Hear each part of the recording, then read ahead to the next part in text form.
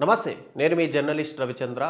ఆంధ్రప్రదేశ్‌లో కూటమి సర్కారు తెచ్చినటువంటి ఏదైతే మెడికల్ కాలేజీల పీపీపీ విధానం పైన జగన్మోహన్ రెడ్డి గారి పిలుపు మేరకు అటు ప్రజాపోరు ఒకటి సక్సెస్ అయితే, ఈరోజు ఏదైతే కోటి సంతకాల సేకరణ అని జగన్మోహన్ రెడ్డి గారు ఎప్పుడైతే పిలిపిచ్చారో దానికి మేజర్‌గా అటు మధ్యస్థాయి నుంచి పూర్తిగా దిగువ స్థాయి ప్రజల నుంచి ప్రతి ఒక్కరి నుంచి కూడా రాష్ట్ర వ్యాప్తంగా ఉన్నటువంటి చదువుకుంటున్న వ్యక్తుల నుంచి కూడా అటు విశేష స్పందన వచ్చింది.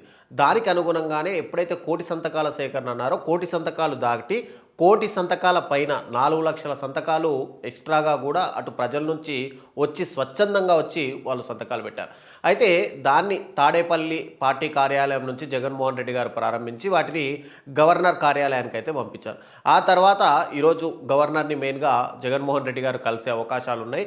అయితే దాంట్లో భాగంగానే కొంతమంది ముఖ్య నేతలతో ఈరోజు తాడేపల్లిలోని పార్టీ కార్యాలయంలో జగన్మోహన్ రెడ్డి గారు సమావేశం నిర్వహించారు. ఇన్ని రోజులు ప్రైవేటు కాలేజీలని ఎవరైనా టెండర్ల విషయంలో కానీ ప్రైవేటీకరణ విషయంలో కానీ వాటిని దక్కించుకుంటే మేము అధికారంలోకి వచ్చిన తర్వాత వాటిని తిరిగి చేజిక్కించుకుంటాము అని చెప్పి జగన్మోహన్ రెడ్డి గారు చెప్తూ వచ్చారు.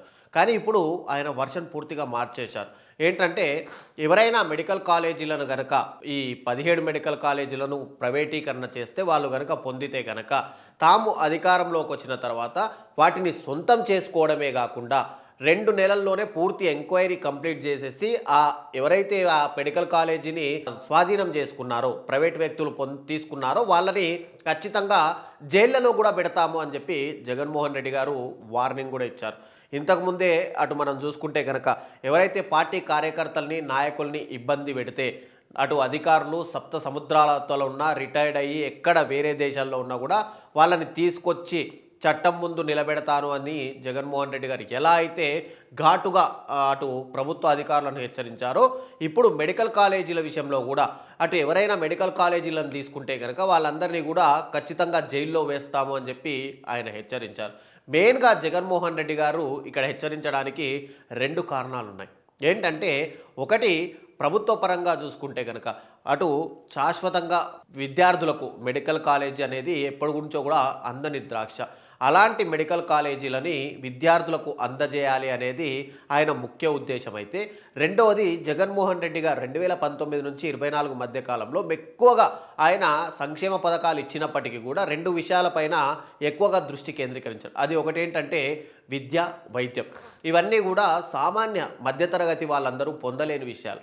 కాబట్టి విద్య అనేది గట్టిగా పునాదిలో ఉండాలి అని చెప్పి ప్రభుత్వ పాఠశాలని ఇప్పుడు ప్రైవేటుకు ధీటుగా తీసుకొచ్చారు. ఇక వైద్యం కూడా అలా ఎవరికైతే అంటే గతంలో మనము ఆరోగ్యశ్రీ అంటే రాజశేఖర్ రెడ్డి గారి పేరు ఎలా చెప్పుకునే వాళ్ళము, ఇప్పుడు ఆంధ్రప్రదేశ్లో వైద్యానికి అంత ప్రాముఖ్యత ఇస్తూ జగన్మోహన్ రెడ్డి గారు ఎన్నో ఆరోగ్యశ్రీలోకి వివిధ ట్రీట్మెంట్లను కూడా చేరుస్తూ వచ్చారు. ఎందుకంటే మెయిన్గా ఈ 2 విద్యా వైద్యం సరైన స్థితిలో ఉంటేనే అటు ప్రజలు సంక్షేమ పథకాలు కూడా అడగరు. ఈ 2 కరెక్ట్ ఉంటేనే వాళ్ళు ప్రభుత్వం మీద కాస్త సానుకూలత ఉంటుంది అని చెప్పి ఆయన గ్రహించారు. అందుకే ఈ 2 ఆయన డ్రీమ్ ప్రాజెక్ట్స్ అని చెప్పుకోవచ్చు ఎప్పుడైనా సరే. గతంలో రాజశేఖర్ రెడ్డి గారు ఉచిత వైద్యము, ఉచిత కరెంటు, ఎలాగైతే ఆరోగ్యశ్రీ అని చెప్పి ఇవన్నీ సంక్షేమ పథకాలు ఇచ్చారో అలాగే జగన్మోహన్ రెడ్డి గారిది కూడా చూసుకుంటే విద్యా వైద్యం మీద ఆయన చెరగని ముద్ర ఎప్పుడూ ఉంటుంది. అలాంటి ఆయన డ్రీమ్ ప్రాజెక్ట్ని కూటమి ప్రభుత్వము సరే ఉన్న కాలేజీలను నడుపుతూ మిగతా కాలేజీలు ప్రైవేటీకరణకు సంబంధించి గవర్నమెంట్ పెట్టి నడిపించుంటే జగన్మోహన్ రెడ్డి గారు కూడా హ్యాపీగా సంతోషంగా ఫీల్ అయ్యారు. ఎందుకంటే 17 మెడికల్ కాలేజీలు తేవడానికి కేంద్రంతో ఫైట్ చేసి ఒక్కొక్క జిల్లాకు మెడికల్ కాలేజీ రావాలి అనే ఉద్దేశంతో మొదటగా 17 మెడికల్ కాలేజీలను తీసుకొచ్చి ప్రభుత్వం మారే లోపలనే కొన్ని మెడికల్ కాలేజీలు కంప్లీట్ చేసి ఇంకా కొన్ని మెడికల్ కాలేజీలు పూర్తిగా కంప్లీట్ స్టేజ్లో కూడా ఉన్నాయి. అలాంటి మెడికల్ కాలేజీలని ప్రభుత్వం చేపడుతుంది, విద్య అందరికీ అందుతుంది అని చెప్పి ఆయన భావించారు.